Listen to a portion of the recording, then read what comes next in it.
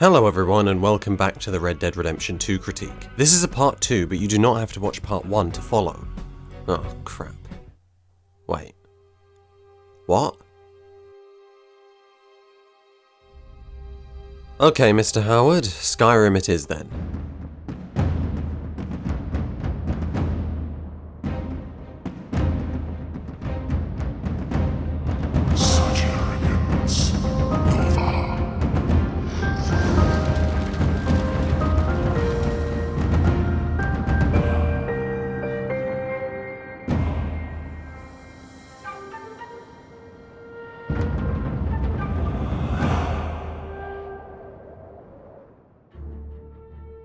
The Elderscrolls V Skyrim won Game of the Year in 2011. It's considered by many to be among the greatest RPGs of all time, and to be the best game Bethesda has ever created. Say that in 2014, it might have meant something. Say that now, well, being Bethesda's best doesn't seem to carry much weight anymore. First Fallout 4, then 76. It's becoming more and more popular to hate on Bethesda and their approach to designing games, which, to be sure, is a mess entirely of their own making. But along with those sentiments came the idea that Skyrim was never good. Then why did you love it, I wonder? Why did we all? Why, in 2011, was it considered God's gift? Well, it's time to find out. As we're in the cart, we might as well start on the game's terms. Yes.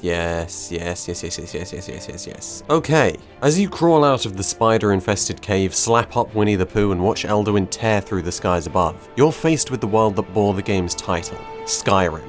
You're free, and there's no place you'd rather be. Here we see more than a vista. We see one of the best tutorials for exploration you'll find in games. Through the sights at first, Bleak Falls Barrow is enticing to the player, which might naturally lead into side quests and Riverwood to forward the main story. And the icons above, which compartmentalize your options. You could go to Riverwood, you could jump straight into dungeon crawling, or head to that weird looking rock thing. The significant power boost from the standing stones is another example of positive reinforcement for exploration. You explore, you'll grow, and that's how the game introduces the first way to play Skyrim. Exploration. So let's start with that. Let's have a look around. What's impressive about Skyrim's visuals is that they're garbage, but they're actually great. That doesn't make any sense. What I'm trying to say is, the graphics are atrocious by today's standards. I mean, look at this. My forehead's got a more detailed texture than this road. Fine in 2011, but it aged quickly. PC players could get around that with mods. Bethesda even threw console players a bone with Skyrim Special Edition back in 2016. A remaster that looks significantly better than the original? I know, incredible. Dark Souls. But not 2 years later, it happened again.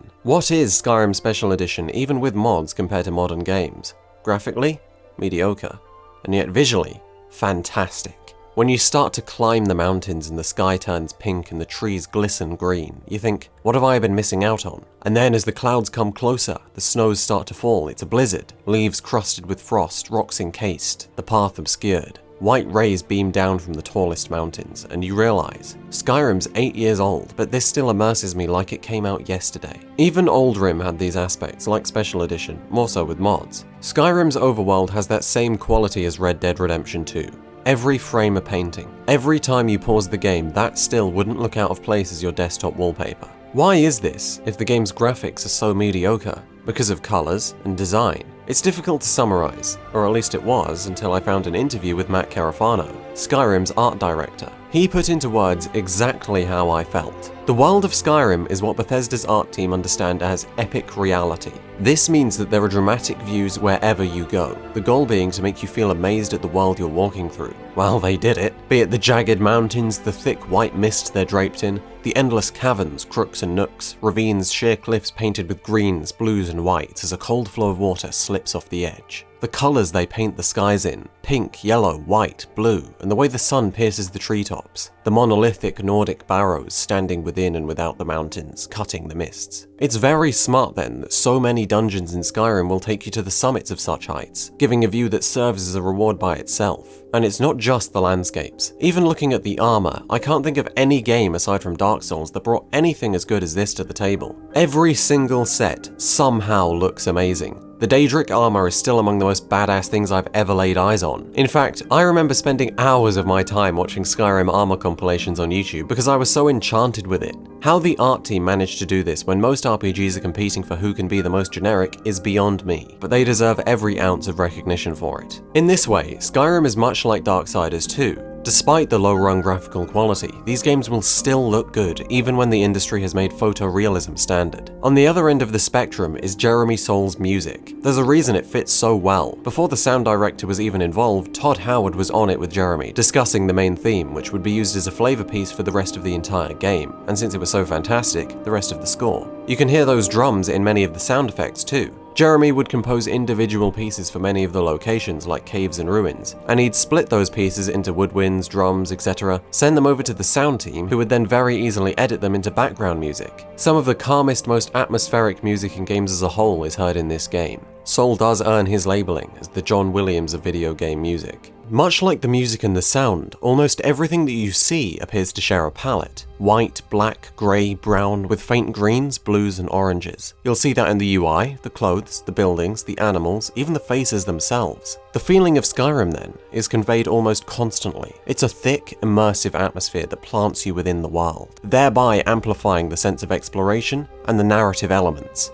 A quality Skyrim shares with the more recent Bethesda games is its jank. When it's game-breaking, there's nothing more frustrating. But with patches, they're unlikely. It's much more probable that you'll run into examples of the Todd Howard charm. I mean, honestly, this stuff never ends, but it's a part of the game. Should it be buggy? No. Do Skyrim fans very much enjoy the bugs though? Yeah. Bethesda really are a lucky bunch. I have seen some incredible bugs in my time, but they certainly don't compare to the things I've heard of. Did you know that the mannequins in Skyrim are alive? They're Nords, retextured and imprisoned in wooden skin, coded to be still forever. But sometimes, the code breaks. If I were them, I'd want revenge.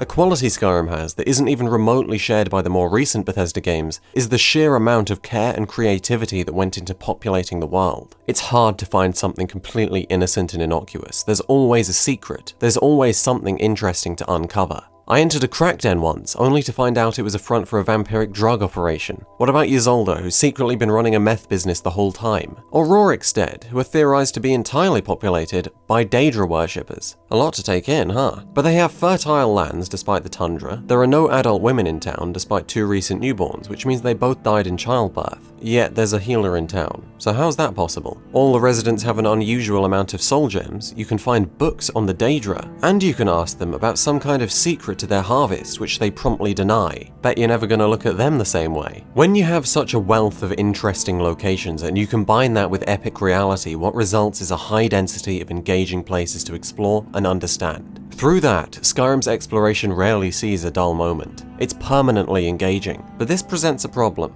Way I see it, there are 2 ways of playing Skyrim, questing and exploring, and I think one of the biggest problems with Skyrim is that the game puts you under the impression that questing is the right way to play, an attitude made concrete by Skyrim's affection for fast travel. For most of my first playthrough, it was all I did. I fast traveled to get around. I never once decided to walk to my destinations and investigate what I came across on the way.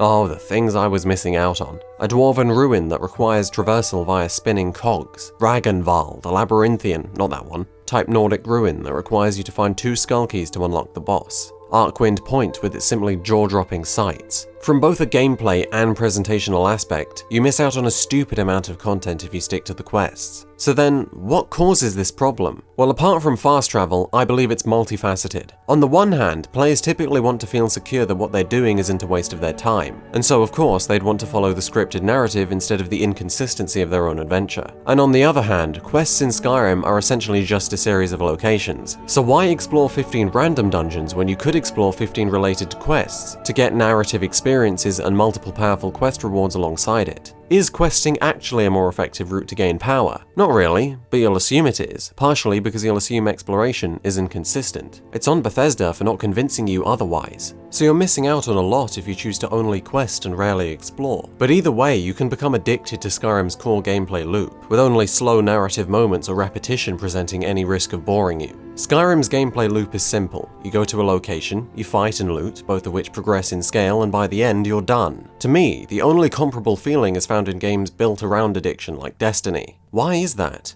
I believe the answer lies within rewards. Skyrim does rewards right. From level ups to quest rewards, the one thing you'll find common among all rewards is significance. If you've ever played the Deus Ex games, you'll know exactly what I'm talking about. Damn near every single skill point you spend in Human Revolution will create a large noticeable change in the way you play. Not 10%, not 50%, pretty much 95%. Be it invisibility, hacking levels, X-ray vision, it doesn't matter. With every praxis point you assign, your options throughout the entire game have expanded dramatically. It is not one of, it is the single best way of creating meaningful skill trees and replayability in these narrative-driven games. And Skyrim attempts something similar. There are some, maybe not useless, but boring perks, sure, but they are almost all meaningful. 20% extra damage with a certain type of weapon, perks that increase synergy, the ability to smith more, apply double enchantments, various status effects. It's a long list, but even the least interesting perks you pick are going to end up being noticeable, and that's what matters. There's no 1% gains under 50,000 certain conditions like in MMOs. This makes it simple to understand and exciting to level up, which is sadly a rare sight in games with skill trees these days.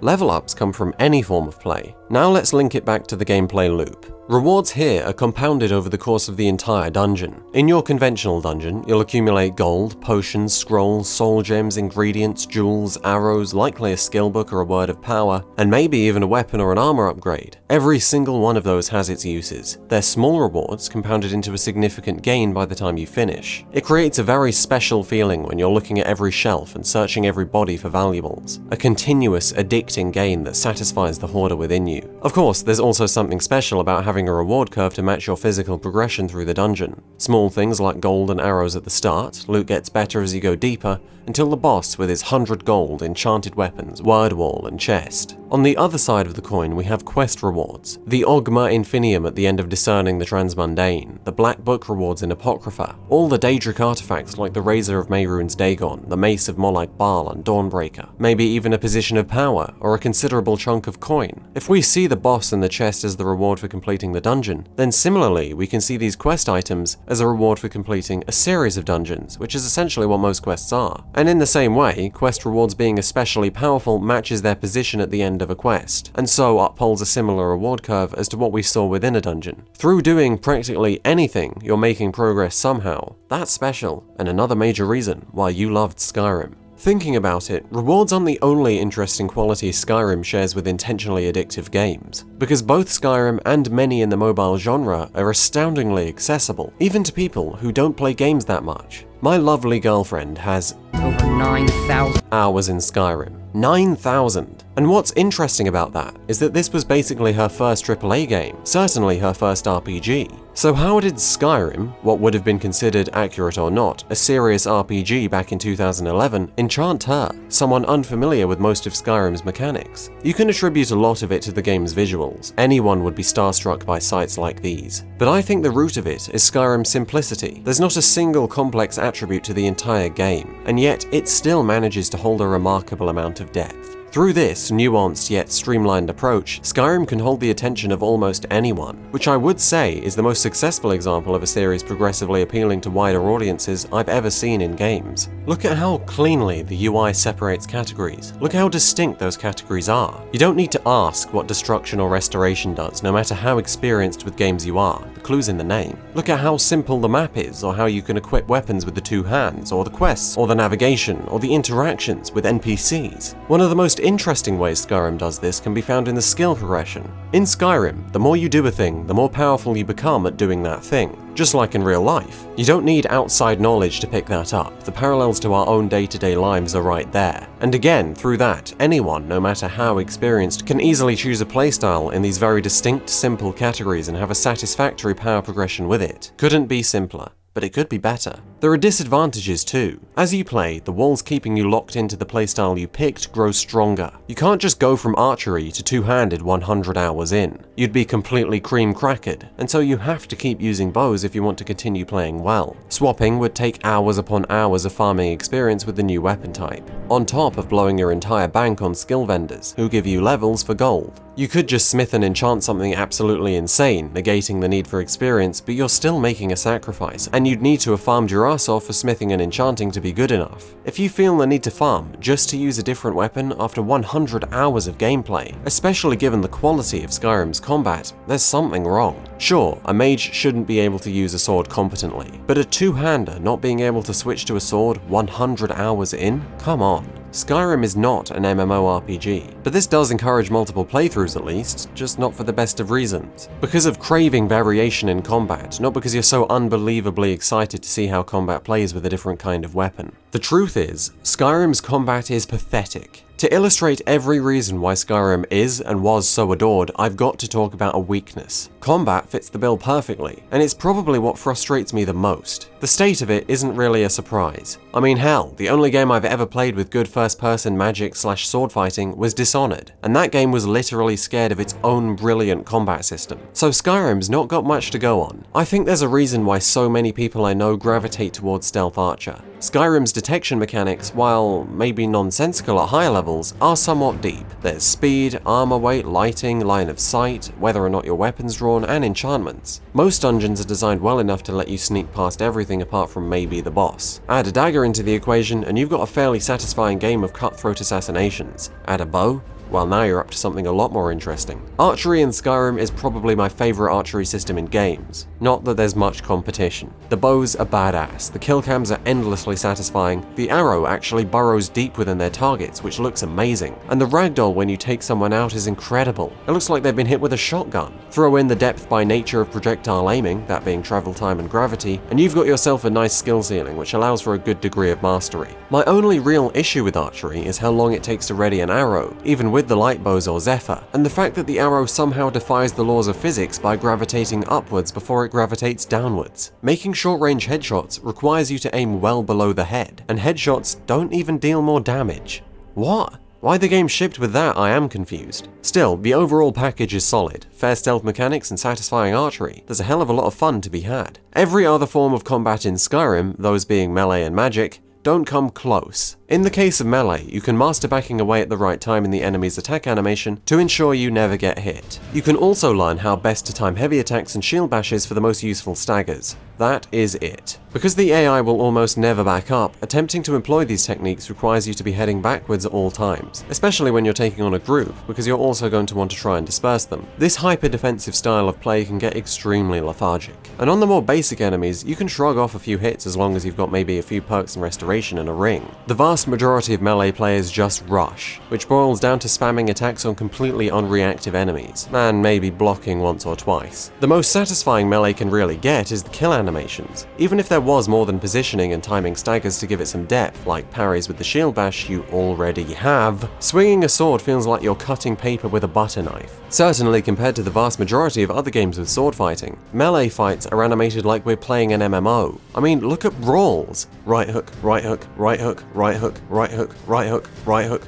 Ooh, surprise him with a left hook. Wii Sports hits the mark better than this. Magic's worse. The only satisfying thing about using magic is conjuring a bound weapon because you don't technically have to use magic. You're just shoving your hand in someone's face. I mean, what is this? Someone needs to provide a written explanation for this monstrosity, because I'm trying to roast someone's bollocks off, not get a palm reading. As you move up into the Apprentice and Adept spells, you need to aim it and stuff, which is good for the projectile spells, but apart from on enemies that are particularly weak to fire, I'm really struggling to find a reason to use those when you could have hit scan lightning. Keep going and you get quirks like an explosion or a chain effect, which both have their situational uses, and that encourages occasionally switching out spells. I'm scraping the bottom of the barrel here. The master spells are cool to look at. Other than how shallow the spells are, the biggest problem with magic is the fact that low-level magic builds are very hard to enjoy. Firstly, magicka recharges extremely slowly. Even with robes and rings and circlets, your offensive potential depends on your total magicka, which includes potions. If you run out of potions, you're Donald Ducked. Many magic builds then will have a crutch bow or melee weapon, bow if they're smart, to drain magicka. That or a huge pool of magicka and a low spell cost to start with, that they then hope is enough to get them through fights. But that's only going to be practical late game with enchantments, gear, and a hell of a lot of levels in magicka.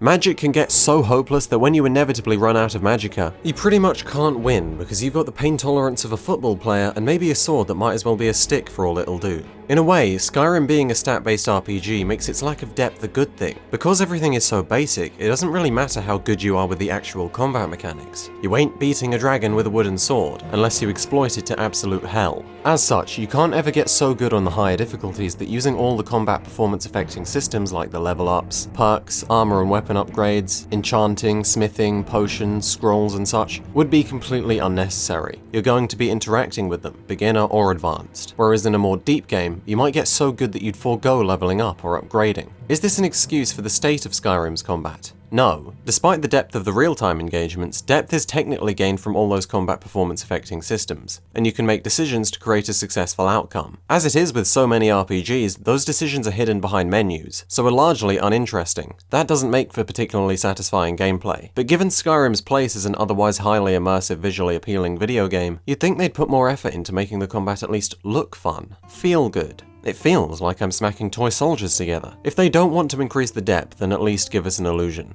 I say they, but do we really need them? Do we really have to wait until Elderscrolls V? Until Fallout 76, Bethesda themselves haven't been a drawback in their games for a very long time. Skyrim isn't infinite, and you can get through mostly everything the game has to offer in a good 200 to 300 hours. That's quests and locations. Sure, Skyrim's a very fun game to replay, but most people who played it and liked it have done so many times. Maybe they want to do it again, because it's true. Few, if any, other games have done what Skyrim does best, better. But with the state of the industry now, chances are you're not playing something old. You need something new, fresh experiences to give you a reason to come back. You know what I'm talking about.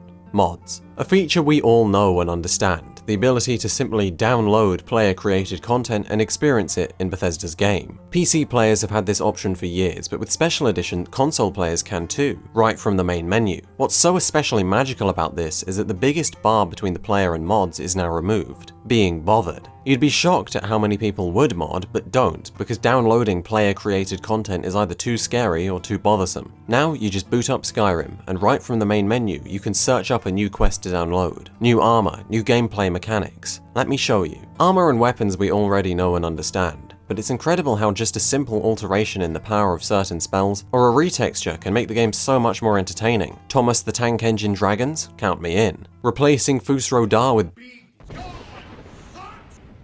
ramping up the power? Letting me use it on myself? This is a better Just Cause than Just Cause. But you and I know that's not the reason we're modding. We're here to become a heckin' bone mat. No, we're here to fix Skyrim's problems, and to make it more of a game than it already is. All those issues with depth and satisfying combat I had? Well, now you know why I needed to illustrate them. In any other game, you're stuffed. In this game, download, ultimate combat, wildcat, TK dodge, and archery overhaul. Done. Fixed. It's not great, but it's a hell of a lot better. Depth allowing for combat mastery could make some systems redundant, but I think it's worth it, and you can simply experiment and essentially make your own combat system. Still, we have yet to scratch the surface. What about the passion projects developers have spent years of their lives working on? The quest mods. That's what we're going to focus on now. I've picked 3. Project AHO, The Forgotten City, and Falskar. These 3 present a very good range, each of which will allow me to illustrate a separate point. But the true extent of the quest modding scene is mind-blowing. With that out of the way, let's begin with the biggest. Falskar is currently the most popular quest mod ever created for Skyrim. Imagine the Dragonborn DLC and make it a little smaller. That's what you can expect from this massive player-created expansion. Sounds good, but the intro leaves a surprisingly bad impression. The gate portal texture's bugged, the map not only cuts off at the end, but also looks incredibly low grade. And by God, the opening is ridiculous. There's this guy, he's supposed to be a guard, and he tells you that a traveler coming through that gate is supposed to signal horrific times to come. So what does he do with you? He says he'll let you go if you help him out on an errand. Like, seriously. I'm not even joking. Thankfully, that doesn't set the precedent. What we have is a peaceful land coming under the threat of war. There's a MacGuffin plot device that some dickhead villain wants to get to become immortal and take over all of Falskar. Very original, but the pacing is actually remarkably good. You start off running a few investigatory errands, and the stakes get higher and higher, tensions grow more and more, as confrontations, bonds are built, until the end where you're laying siege in the final battle of a war. It's a great build-up. Characters are archetypal, sure, but they're easy to like. Mission design is good, no slavery, no tea farming, just good old-fashioned dungeon crawling. The vast majority of dungeons and forts you'll end up in over the course of Falskar are more than up to Bethesda's quality, and some come with unique quirks, like a progression into a dwarven ruin from the game's largest ancient Nordic one, or a huge fort battle at the beginning of Act 3. Side quests go from hiding in bushes to catch a possessed wolf eating a farmer's chicken, to entering a Daedric crystal that displays a messed up version of reality as you fight frostbite spiders trying to to punk you into thinking they're deers. Not this time, sunshine. The side quests are fantastic. I'd say a majority of characters have interesting backstories that make you genuinely like them. If I had criticisms, they'd be that the ending was amazingly unsatisfying. The second city is underutilized in the story, and the map is far too flat. Other than that, what we have at the end is essentially an expansion. Is it overall on par with Bethesda's Dragonborn? Not really, no. But is it worth playing? Is it a good 20 hours of high-quality Skyrim content? Yeah, and it's free. You can download it from the main menu. The mod was created by one dude, Alexander J. Velicki, who is now working at Bungie. Congratulations to the whole voice crew and the composer too. That's passion. The Forgotten City, however, that's mastery. The Forgotten City isn't just the best quest mod I've ever played, it's probably the best quest in Elderscrolls history. With this, even though it's small, I want to illustrate just how good it can be.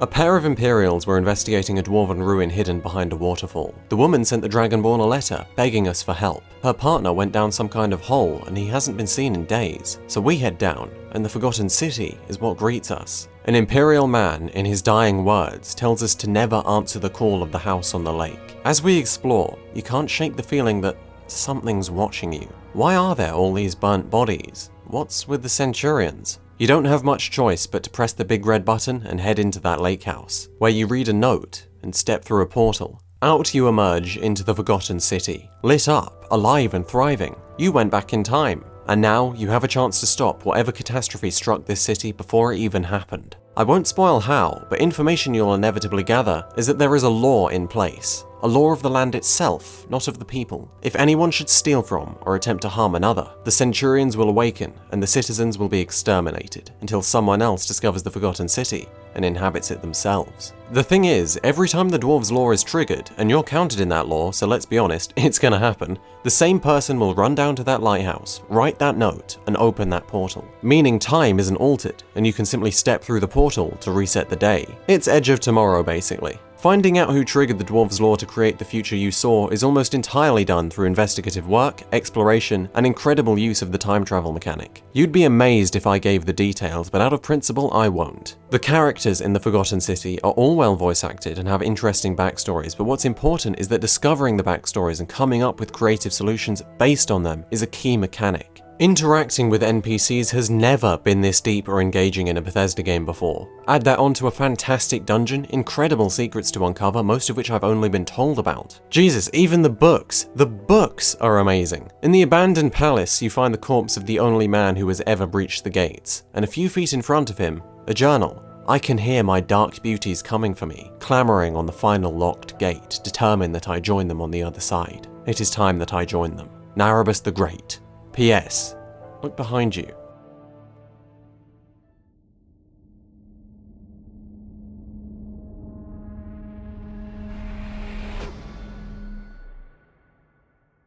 And of course you've got the multiple endings, which believe me, are about as distinct as you can get from one another. The Forgotten City even has its own soundtrack, plus incredible voice talent. What we have at the end is what I would call a masterpiece, with the villain being the only real disappointment in my eyes. It's not much of a surprise that the man behind it all is currently developing a standalone game based on the mod, set in ancient Rome instead of a dwarven ruin, which I cannot wait to play. It has some, someone's gotta get this joke. Potential!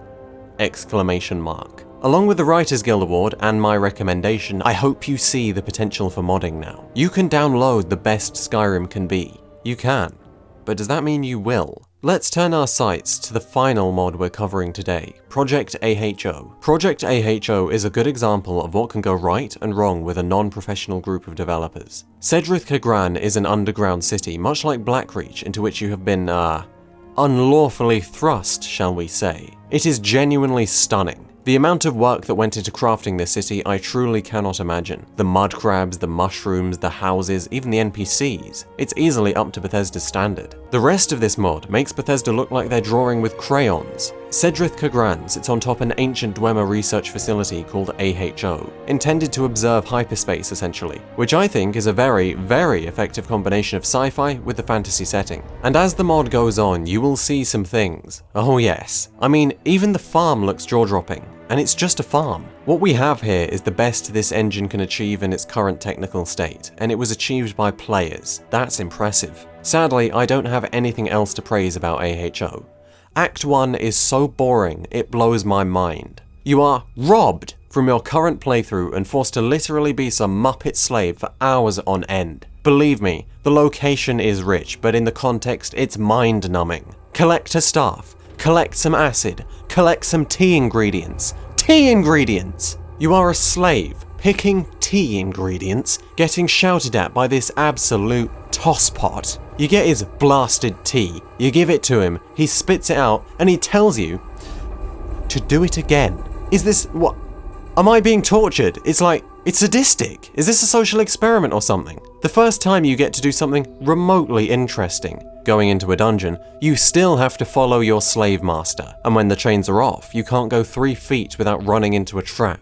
What is this? This doesn't result in fun or interesting gameplay. It just ends up an incomprehensible mess. I genuinely cannot fathom what the designers were thinking here. It's just such a shame, because AHO has tons of physical content, like dungeons and NPCs, that are completely let down by the main quest's piss-poor mission design. The characters, if I'm being honest, aren't very interesting, but maybe I would have read into them. Maybe I would have wanted to care about their lives if I didn't want to mount their heads on a spike. I'm very pleased that they designed multiple endings for AHO, and the most I'll say, I won't spoil any of the others, is that one of them ends up badly. I mean, they all die. And to me, that was quite the pleasure. I enjoyed shooting every burnt corpse a couple times, just to make sure, can't be too careful. Yeah, AHO turned me into a psychopath. What can I say? It is to me an admission that you can't guarantee a good standard of quality when you mod. The concession I will admit with the idea that you can download new bits of the game for yourself. If you enjoyed this mod, then that's genuinely fantastic, but I think my point stands. Modded content is vastly less consistent than anything Bethesda made, and so eventually, you might end up having your time wasted. God forbid that turns you off the modding scene for good. Believe me, this is not a dead scene either. Skyrim's community is still very much alive. In fact, in a matter of weeks, maybe days, they're going to do what they're best at once again. They're going to beat Bethesda at their own game. Better bug fixing, better content, and now, better multiplayer as well. Skyrim Together is about to come out of beta, and it is essentially everything you want from multiplayer Skyrim. No screwing about with IP addresses, just join a server, no hassle, no horrific lag. No difference from how it would be done by a professional team. Loot is shared, so there's no competition as well. The only problem as of now is combat syncing. Enemies don't appear at the same location for everyone in a server, but that is being addressed. You can even use all your mods just like normal, so you'll be able to play the Forgotten City with your friends so long as you all have the mod installed. In a few months, probably a few years, whichever works for them, Skyblivion will launch. The entirety of Oblivion in Skyrim's engine. Why? Well, it has all the benefits of a good remaster and essentially none of the drawbacks. It's free, it looks vastly better in every conceivable way, the combat will be improved, as if that would be difficult, and of course, it will reintroduce Elderscrolls V to a new generation of video game humans. Skywind is the same concept applied to Morrowind by a completely different team. I cannot wait to get my hands on either. So there we have it. Skyrim has an addicting core gameplay loop thanks to its brilliant reward systems and dense creative content. It is a streamlined RPG, so accessible that even people new to gaming can pick it up, yet still manages to deliver on almost everything you want from a game in the genre. Classes, builds, houses, factions, so many paths and things to do.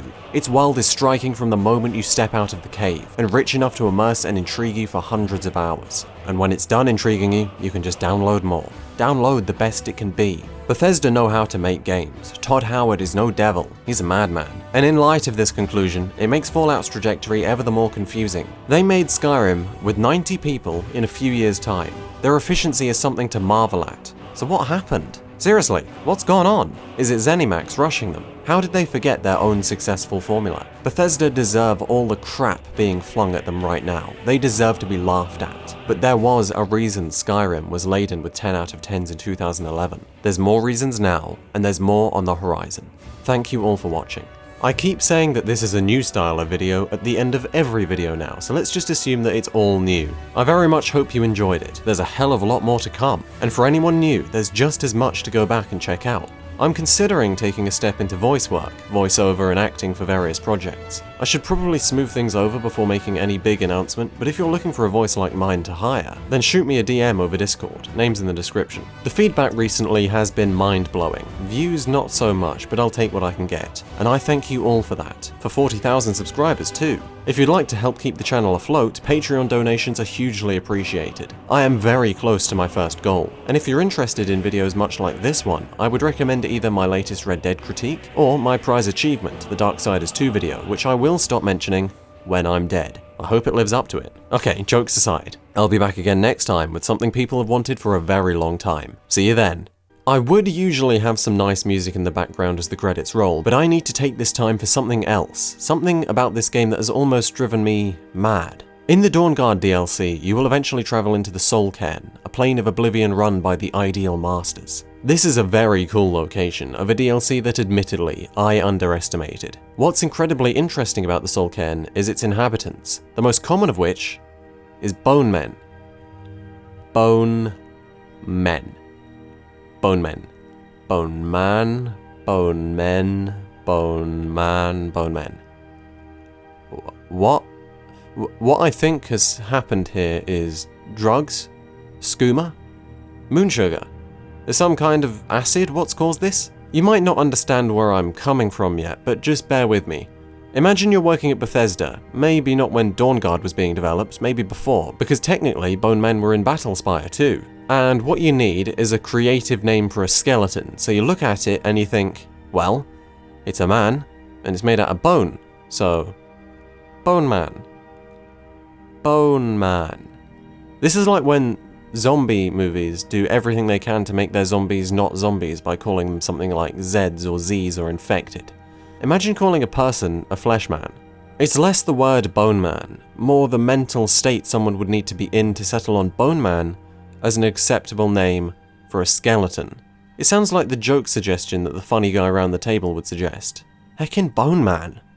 You know those images that intentionally make you feel an emotion you simply cannot describe? This is what I feel about Bone Man.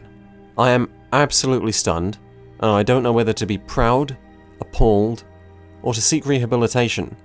All I know is gay, straight, white, black, man or woman.